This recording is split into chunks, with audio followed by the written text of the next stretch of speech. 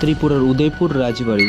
একসময় এই জায়গায় এমন কিছু হতো যা আজও অনেকের কাছে রহস্যই হয়ে আছে। চলো আজকের এই ভিডিওতে জানি রহস্যটা কি।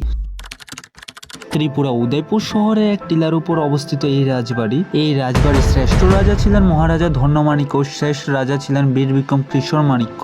তিনি 1923 সাল থেকে 1947 সাল পর্যন্ত শাসন করেছিলেন। এই মন্দিরের পাশে আছে এক পুরনো মন্দির যার নাম ভুবনেশ্বরী মন্দির।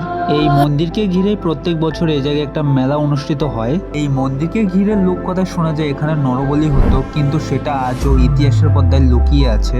জায়গাটা যেমন সুন্দর তেমনি শান্তির আস্তানা। আজ হয়তো সেই রাজা নেই, কিন্তু আজও তাদের অতীত এখানে আসলে ভেসে ওঠে। তাই আজ আমরাও চলে এলাম এই রাজবাড়িতে। আপনারা যদি এই রাজবাড়ির ব্যাপারে আরো কিছু জেনে থাকেন অবশ্যই কমেন্টে জানিয়ে যাবেন। সো ভিডিওটা ভালো লাগলে লাইক কমেন্ট শেয়ার করে দেবে, আর এরকম ইনফরমেটিভ ভিডিও দেখার জন্য আমার চ্যানেলটা সাবস্ক্রাইব এন্ড ফলো করে রাখুন। ততক্ষণের জন্য সবাই ভালো থাকুন, সুস্থ থাকুন, বাই বাই।